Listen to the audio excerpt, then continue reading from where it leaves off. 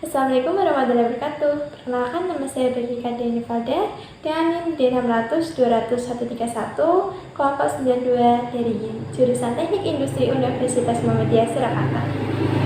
Pada video kali ini, saya akan menjelaskan apa itu web statis. Nah, sebelumnya saya akan beritahukan kalau web itu dibagi menjadi dua, yaitu web statis dan juga web dinamis. Adapun pengertian dari web statis. Web statis adalah sebuah web yang kontennya tidak selalu berubah karena skrip yang dimiliki atau yang digunakan dari web statis tersebut tidak mendukung untuk mengubah isi dokumen. Nah, adapun contoh dari web statis. Yang pertama, web yang berisi profil perusahaan, di mana di sana hanya ada beberapa halaman saja dan kontennya hampir tidak pernah berubah karena konten langsung diletakkan dalam file HTML saja. Yang kedua, landing page yang tidak mengharuskan pengisian form jika bisa termasuk ke dalam contoh website ini. Adapun kelebihan dari website statis. Yang pertama, tidak perlu keahlian pemrograman untuk membuat halaman statis. Yang kedua, dapat dilihat langsung oleh web browser tanpa membutuhkan aplikasi server. Yang ketiga, lebih mudah untuk website development karena biasanya menggunakan bahasa pemrograman HTML. Kekurangan dari website statis itu sendiri yaitu kontennya statis, tidak berubah, terbatas dalam interaksi dengan pengunjung, tidak menggunakan database, tidak menggunakan pemrograman PHP di server. Sekian penjelasan saya mengenai website statis.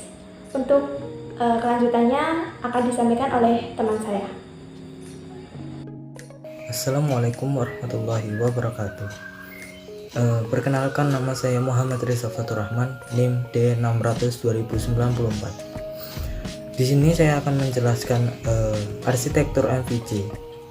Apa itu arsitektur MVC?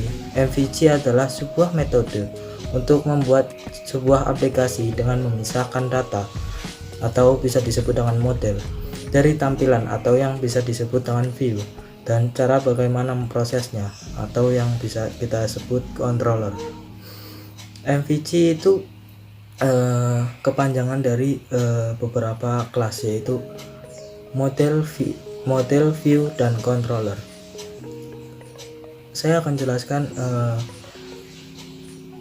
satu persatu. Model merupakan bagian yang bertugas untuk mengatur, menyiapkan, memanipulasi data. Dan view merupakan bagian yang mengatur tampilan ke pengguna atau pengunjung web. Controller merupakan bagian yang menjembatani atau menghubungkan model dan view. Perintah-perintahnya yang berfungsi untuk memproses suatu data dan mengirimkannya ke halaman web.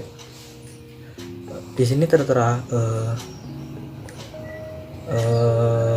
peta atau struktur dari MVC tersebut. Yang pertama, user akan menggunakan controller yaitu yang untuk menjembatani antara view dan model, yang mana nantinya perintah-perintahnya berfungsi untuk mengatur atau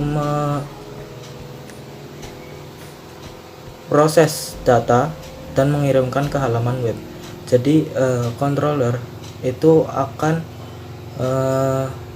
menampilkan atau mengirimkan data yang telah dibuat oleh model, dikirimkan kepada view yang nantinya akan ditampilkan ke web.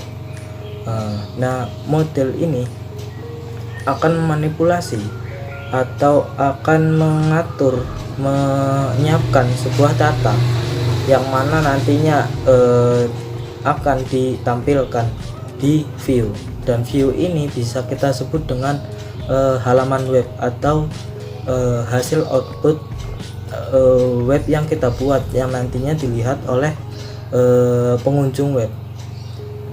Sekian penjelasan dari saya. Wassalamualaikum warahmatullahi wabarakatuh.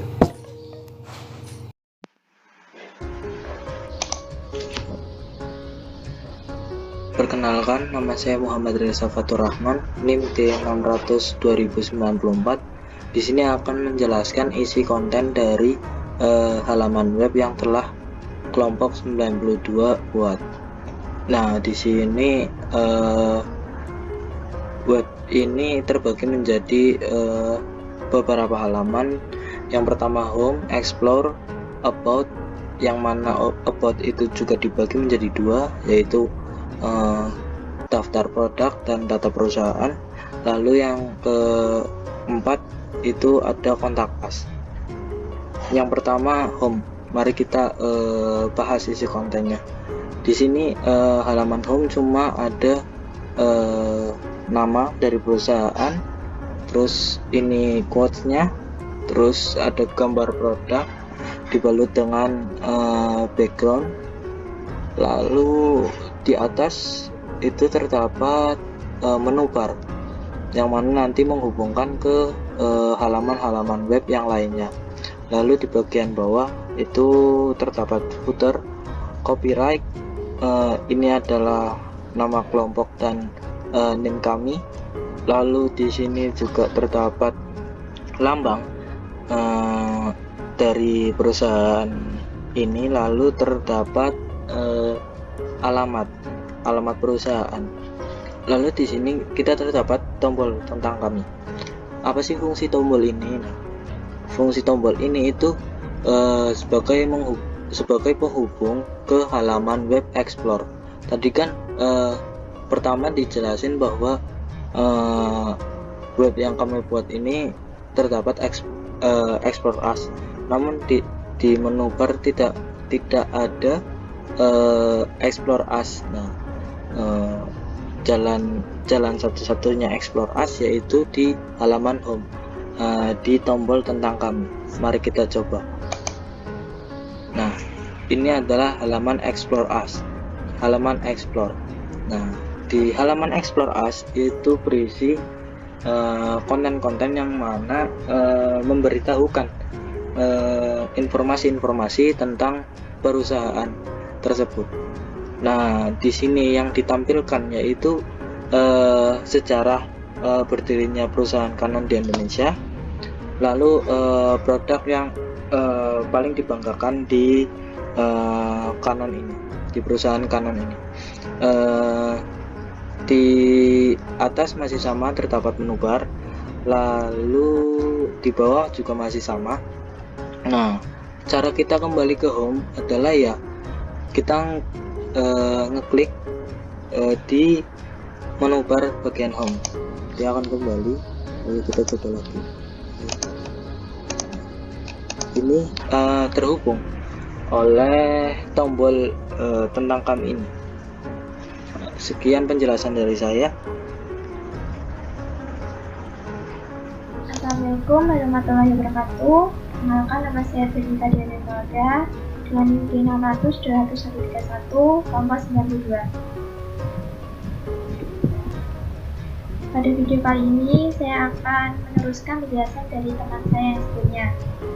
Nah, jika teman saya menjelaskan tentang home dan explore, di sini saya akan menjelaskan mengenai about dan kontak us. Ada about, itu menampung daftar produk dan data perusahaan.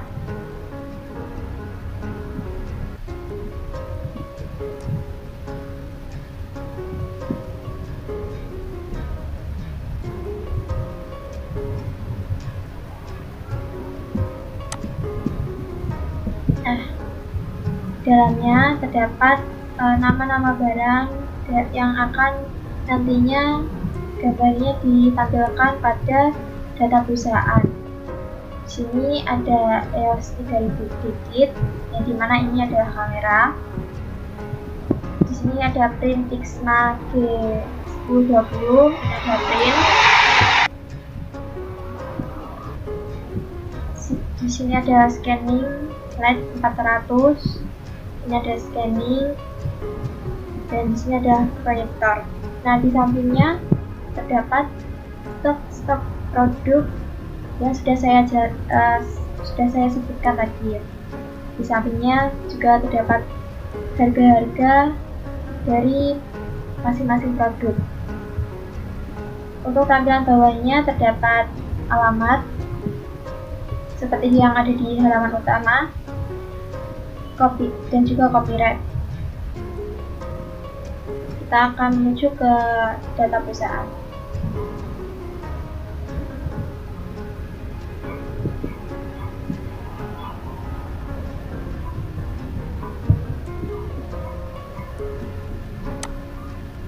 Nah, sudah saya jelaskan tadi bahwa di data produk ini adalah menampilkan gambar-gambar atau foto-foto dari daftar produk yang sudah saya sebutkan tadi.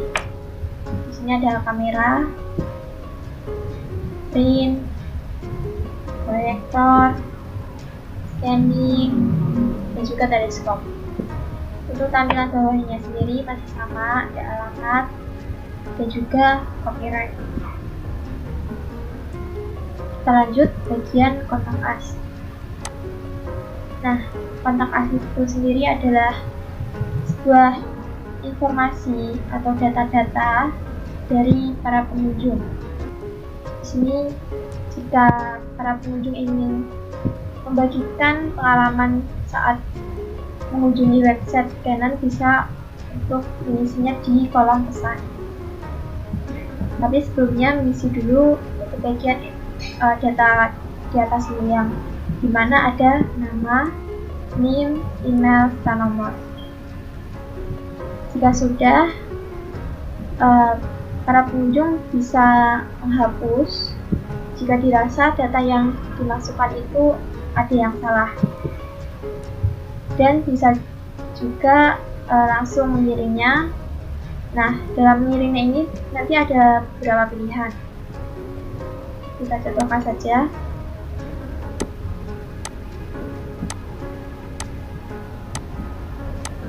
Untuk nomor ini saya isikan terserah ya. Untuk pesannya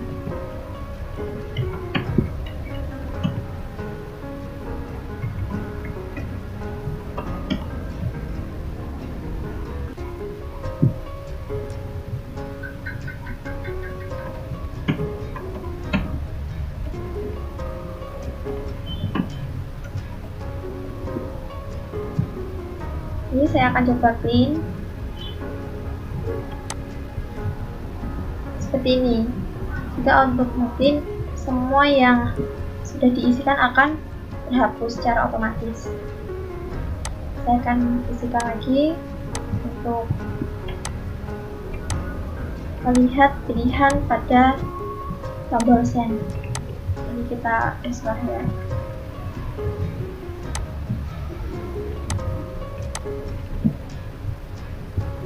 Send. Nah, di sini ada beberapa pilihan untuk mengirimnya. Ada 4 pilihan, yaitu pertama email, kedua Google Chrome, ketiga Microsoft Office Outlook, keempat look for an Apple in the store. Kita kembali saja. Ini kita hapus. Nah, untuk tampilan dari kontak as itu sendiri ya masih sama ya, ada alamat serta copyright.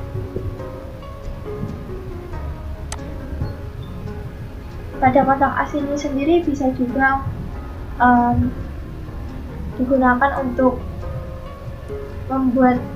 memasukkan aspirasi, kritik, dan saran para pengunjung terhadap perusahaan Canon Indonesia itu sendiri, sehingga